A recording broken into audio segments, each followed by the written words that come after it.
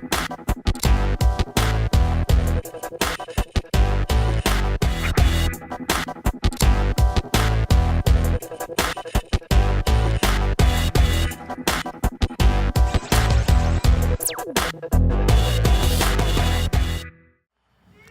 tarde. Boa tarde, pessoal. Bom, vou falar um pouco aí sobre a cena de software defined, como a segurança pode se beneficiar disso, né? E falar um pouco dos desafios aí em grandes corporações, né? Ok. O que é segmentação de rede, né? Quantos de nós aqui já não vemos falar isso desde criancinha, quando a gente começou a trabalhar com segurança da informação? Busquei essa definição aqui no NIST, né? Segmentação é estabelecer uma zona, né, que respeita as mesmas políticas, tem o mesmo nível de segurança e é governado ali pela mesma entidade. Legal, mas eu prefiro metáforas, né? Para mim, segmentação de rede você pega um navio transatlântico, né? E nesse tipo de embarcação, você sempre tem aqueles compartimentos que, em caso de inundação, eles vão segregando a água ali para que toda a embarcação não afunde.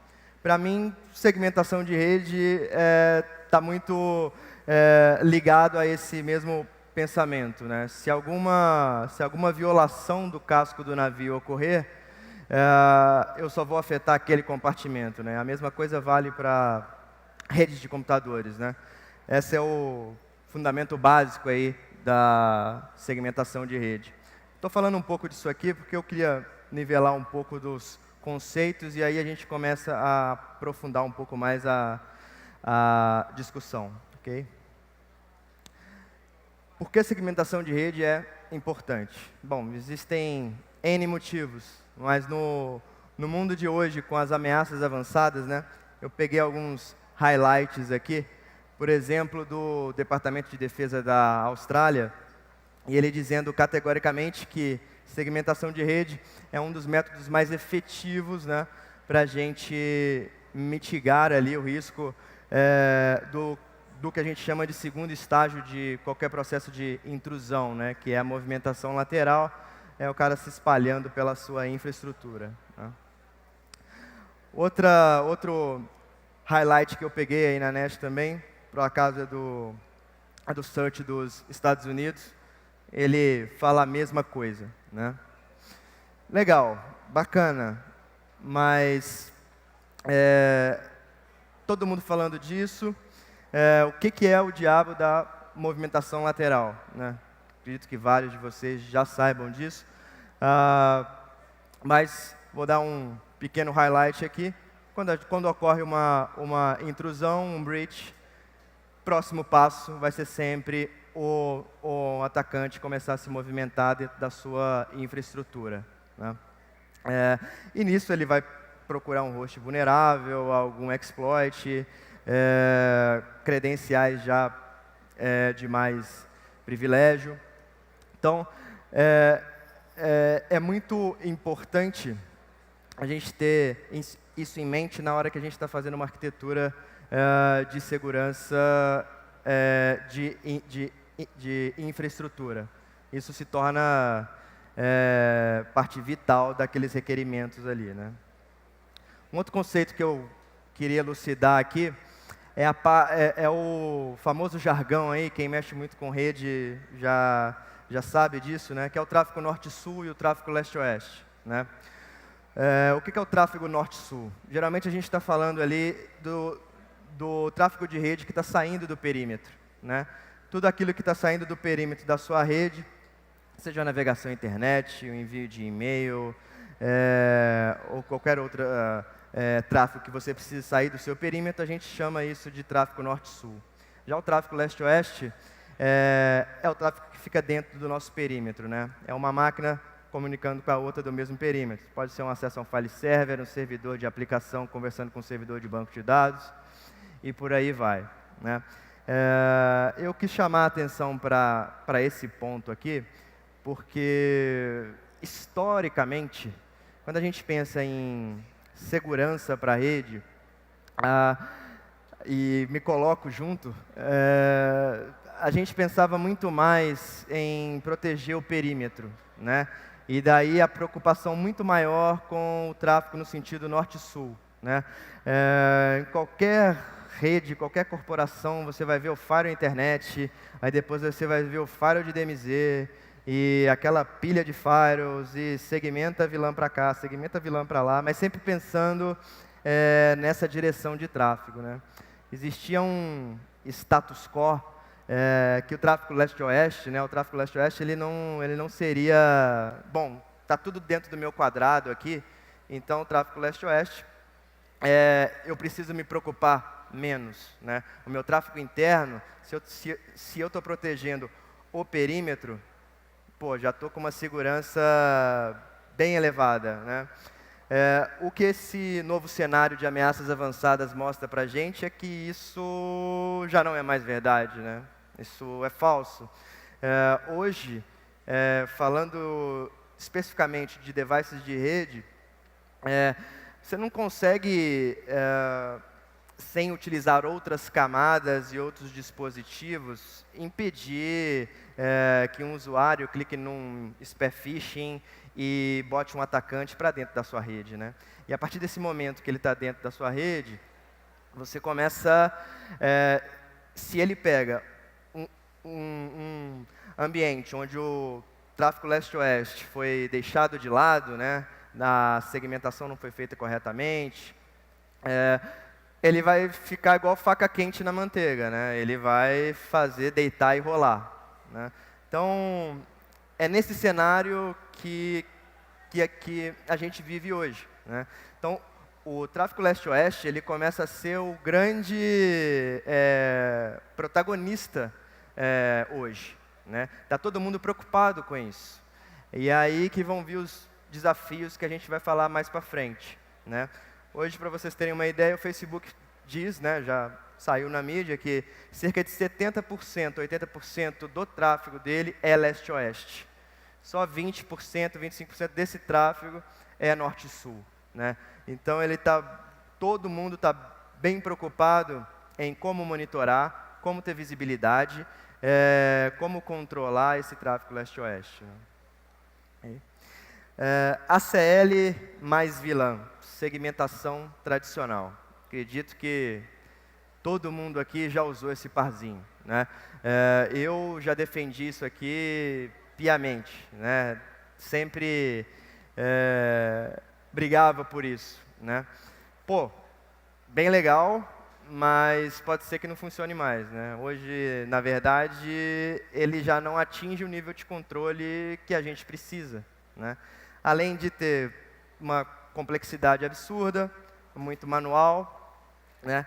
Tá completamente, esse tipo de segmentação está completamente vinculado ao endereço IP e à topologia física da rede, né? Coisas que no mundo de cloud, IoT, BYOD, mobile, isso já começa a ser uma bela de uma dor de cabeça, né? Então, pode ser que isso não nos leve para o próximo passo. A gente precisa pensar em outras estratégias, né? É o que eu digo aqui, nos trouxe até aqui, mas hoje o mundo precisa de mais, né?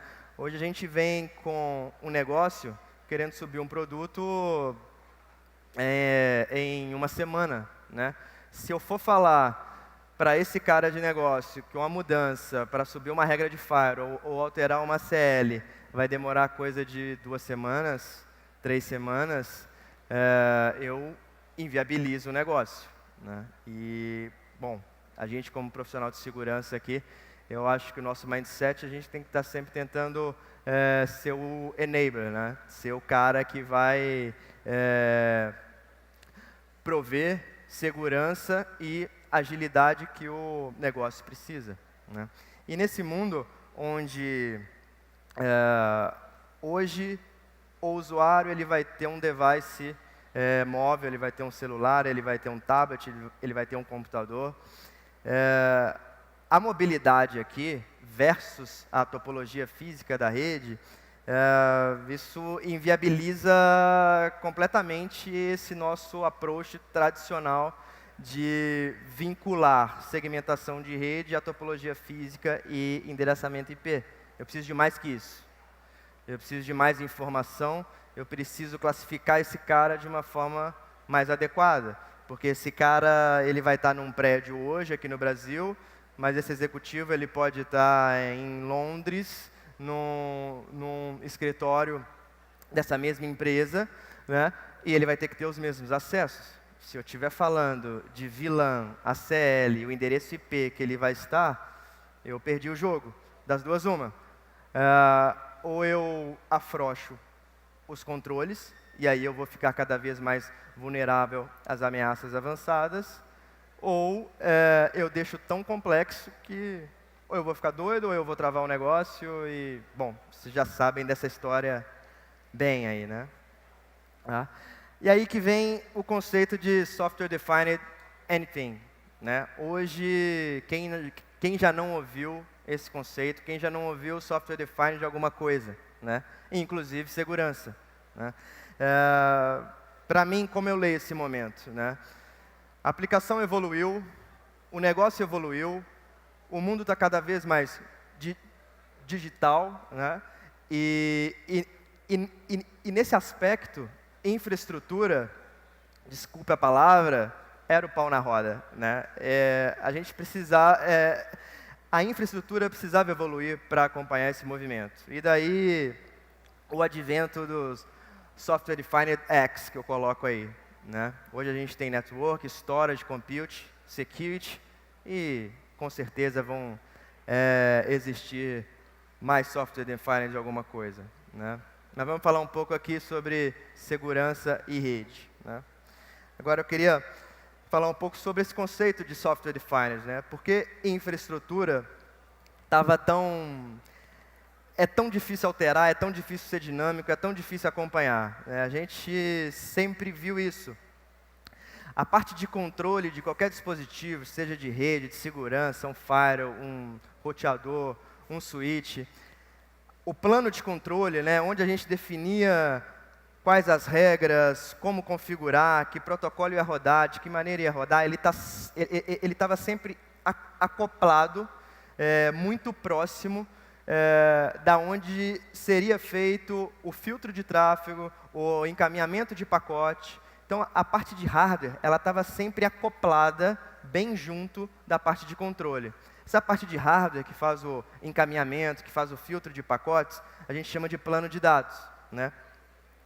E enquanto isso tivesse acoplado, a gente teria esse cenário que a gente tem em alguns ambientes aí, né? A mudança é difícil, sempre envolve muita coisa, é muito complexo, né? O Software Defined ele vem abrir isso, ele vem desacoplar isso. Esse atrito que existia entre o plano de controle e o plano de dados, isso começa a ser dissociado, né? Deixa eu mexer com o plano de controle aqui, com velocidade, desenvolvendo aplicação, APIs, interagindo com o mundo de aplicação enorme que a gente tem aí, né? Deixa o plano de controle aqui, ele fica mais leve, ele não tem esse peso do plano de hardware aqui, do que a gente chama de fabric aqui, né? Deixa ele livre. E aí a gente coloca o plano de dados, ele mais burro, só para receber os comandos que o plano de controle definiu aqui, né? Basicamente esse é o conceito de Software Defined. E aí a gente cria uma camada de abstração no meio desses dois planos, justamente para fazer essa integração, né? Esse é o conceito aí que seja em storage, computing, networking ou security, a gente sempre vai estabelecer esses dois planos, né? E aí eu entro com um conceito de Software Defined Segmentation, né? O que é isso, né? Eu comecei a falar sobre a dificuldade de se usar o IP como chave de classificação de um usuário, de um device, de um servidor, para eu fazer uma classificação, né? Hoje, eu preciso da mobilidade. Eu preciso estar em qualquer polo, eu preciso estar em qualquer prédio de uma grande corporação. Uma máquina virtual ela pode estar no data center 1 e daqui a 10 minutos ela está no data center 2. Se eu começar a usar IP como chave, eu não vou conseguir cumprir esses objetivos.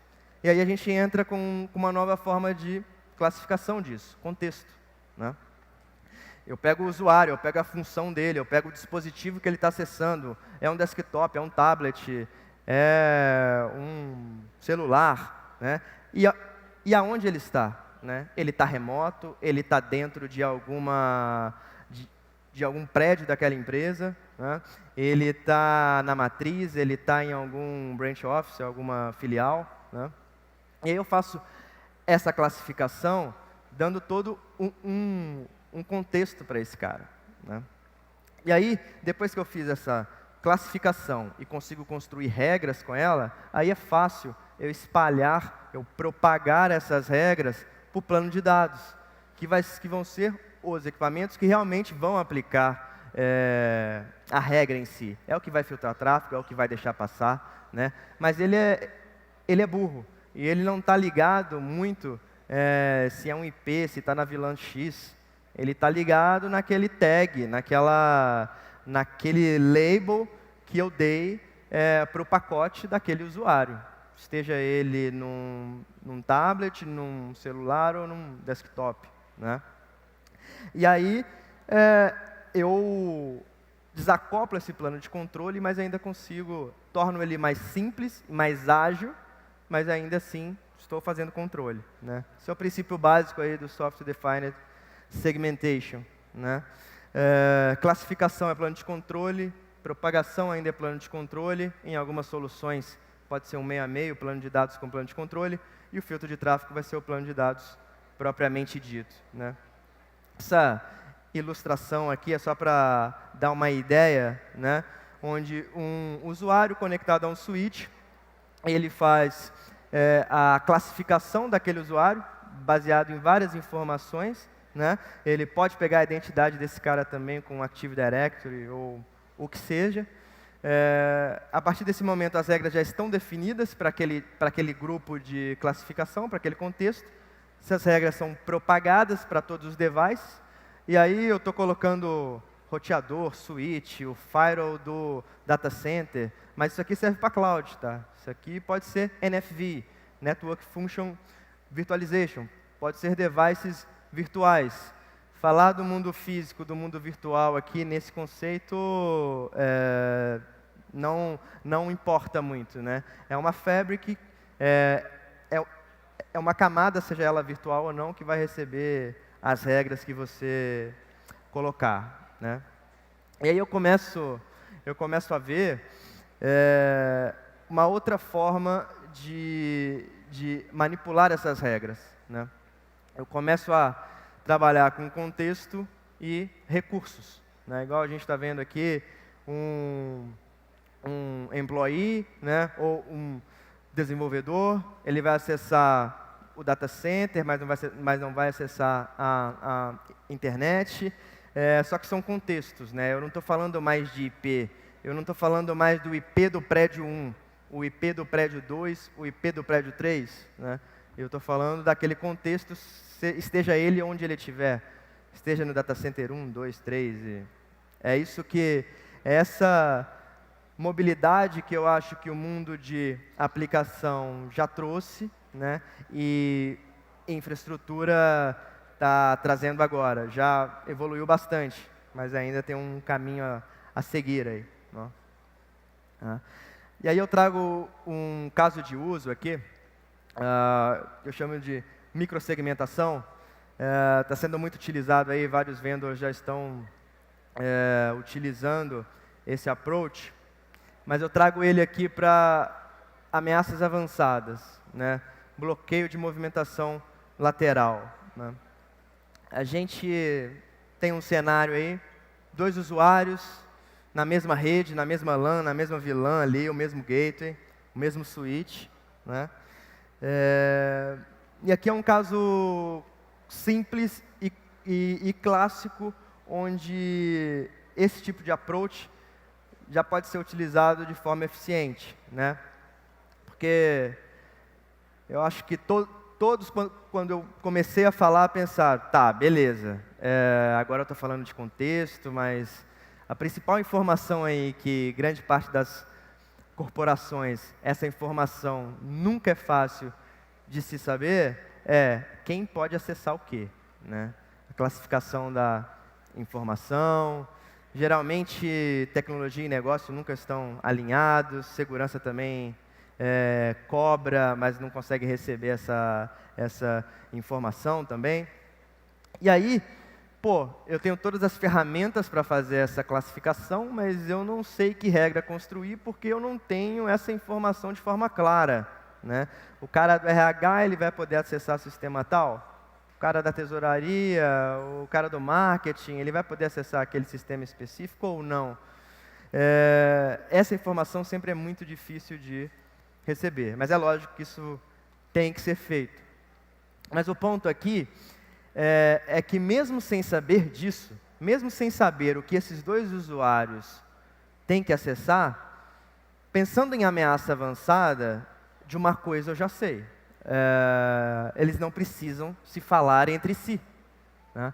Ele não precisa falar numa porta de um remote desktop com o cara que está do lado dele. Isso é fato. Ele não precisa fazer um share, né? Ele não precisa falar na porta do SSH, POP3, whatever. Ele sempre... Isso já é fato. Então eu consigo bloquear isso com uma tranquilidade. E na hora que eu faço isso, eu atraso de forma efetiva o atacante que estiver dentro daquela corporação, tentando fazer a movimentação lateral, eu consigo atrasá-lo de forma significativa ali, com uma regra muito simples ali, né? Eu não precisei gerar impacto para o negócio, se esse cara precisa acessar mesmo aquele sistema ou não. Lógico que isso vai ser o próximo passo, né? E precisa ser feito. Está dentro do escopo de segmentação. Mas se eu começo a fazer a microsegmentação, onde o cara, onde aquela máquina, ela já não precisa ver o cara do lado e eu consigo fazer esse bloqueio de forma fácil, eu já tenho um ganho significativo para aquela história do leste-oeste que eu estava falando, né? Já não fica mais faca quente na manteiga, né? Já não fica o piece of cake pro atacante. Depois que ele entrou, ele vai ser o playground dele, né? Então, esse tipo de conceito que pode ser simples e já dá um ganho efetivo aí, né? Esse é um caso de uso para Software Defined Segmentation, né? Soluções disponíveis aí, né? A gente já tem vários sabores de SDN, open source e proprietários. Todos eles estão com o mesmo approach, né? Alguns mais software do que hardware, alguns estão utilizando chips partilhas de silício, né? De forma proprietária, outros estão usando chips commodity, né? Plataforma x86. Mas o ponto aqui é que está todo mundo buscando a mesma coisa, né? Existem diferentes vertentes, a gente ainda não sabe o que vai vencer aí, qual o approach vai se mostrar mais efetivo. Eu acho que o que importa aqui é a gente estar sempre antenado e vendo de que forma a gente pode aproveitar isso dentro da arquitetura de segurança das corporações onde a gente trabalha, né? Existe um número crescente de APIs, né, para a gente desenvolver o nosso próprio software, né? Isso, dependendo da corporação, é viável, é vantajoso. Para outras corporações, isso não faz muito sentido. Mas o que importa é que isso está começando a ficar disponível. Existe uma comunidade desenvolvendo para isso. E eu acho que isso vai ser cada vez mais frutífero, né? É a infraestrutura chegando ao ponto onde o mundo de aplicação já está aí faz tempo, né? E outro ponto que eu vejo que é uma preocupação assim é a interoperabilidade entre vendors. Aqui a gente tem que tomar muito cuidado, porque existem várias armadilhas de lock-in aí, né? Você tem que ficar preso naquele vendor específico, porque ele não vai interagir com outras soluções. Então, na hora que você está pensando nessa arquitetura, é sempre importante você ter isso em mente, né?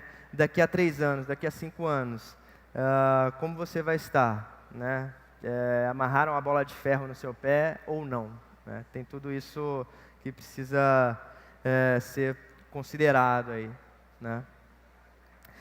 Agora eu vou falar um pouco sobre a outra parte, né? A gente está falando de bloquear, de segmentar, né? Mas tem um outro ponto que é importante na rede aqui quando se fala de ameaça avançada: monitorar, ter visibilidade, né? E esse approach do Software Defined, ele também traz isso para a gente, né? Ele também ele possibilita de forma mais fácil esse tipo de estratégia, né? Que, ao meu ver, é muito válida quando a gente está falando de ameaças avançadas, né? E aí vem um outro conceito, né? É uma realidade o uso de machine learning para detecção de ameaças avançadas, né? Existem várias startups, várias empresas trabalhando forte nisso aí, né? Mas o que eu vejo é que os primeiros esforços estão todos muito focados em o que é o usuário, o que o usuário está fazendo, qual é o comportamento do usuário, que aplicações ele está acessando, de que forma ele está acessando, quais os servidores, né? Isso tudo é muito importante, faz todo sentido, né? Mas eu acho que a rede, o que está passando na rede, que tipo de pacote, tipo de porta, endereçamento, o payload daquele pacote, lógico que isso tudo vai ser importante também. Lógico que já existem ferramentas fazendo justamente a análise disso. Mas o que eu estou falando aqui é especificamente para machine learning.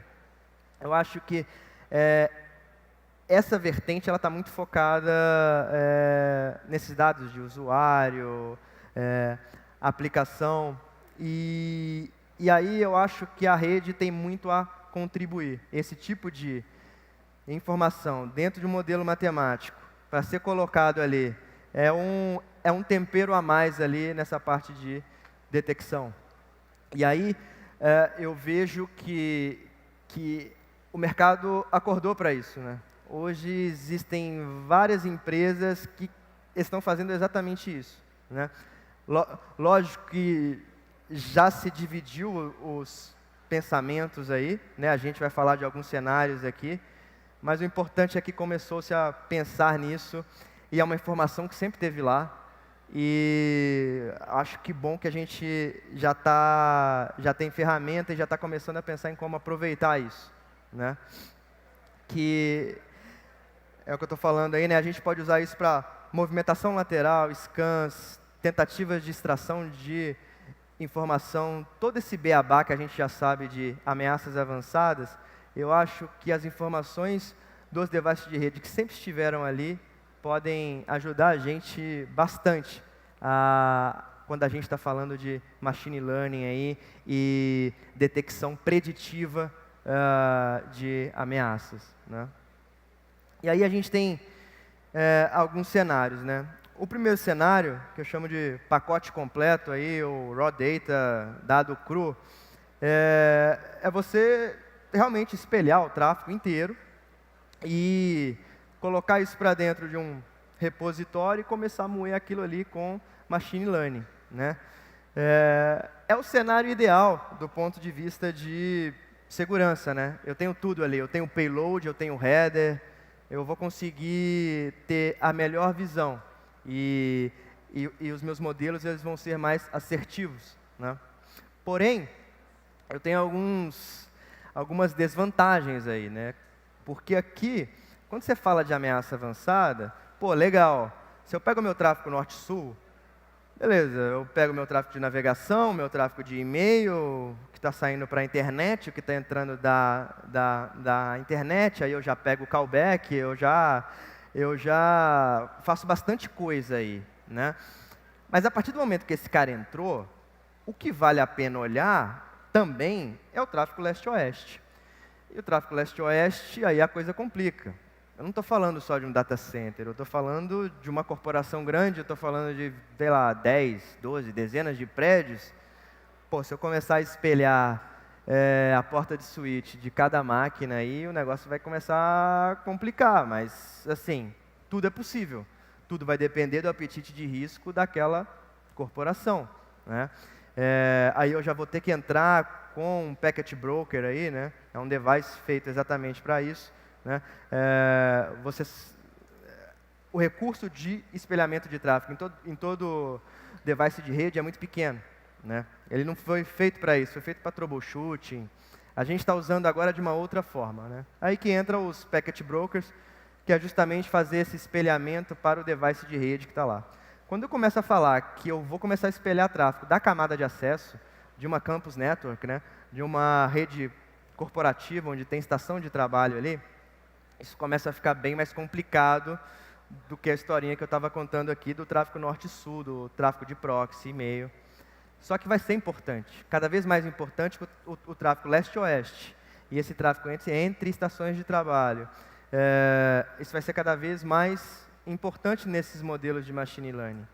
E dependendo do custo ou do budget que eu tiver, eu posso partir para outras soluções, que não vai ser o melhor dos mundos, mas já vai me dar uma ideia do que eu preciso saber para o meu modelo matemático ali, né? Que é o caso do NetFlow. NetFlow é um modelo, é um protocolo que já está sendo usado aí há milênios, todo device de rede suporta NetFlow, né?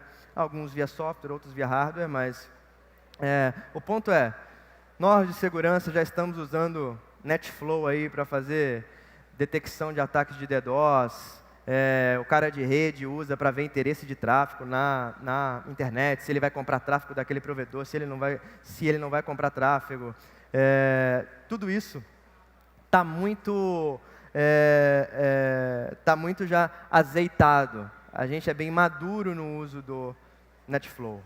Então, por que não utilizá-lo agora na camada de acesso, né?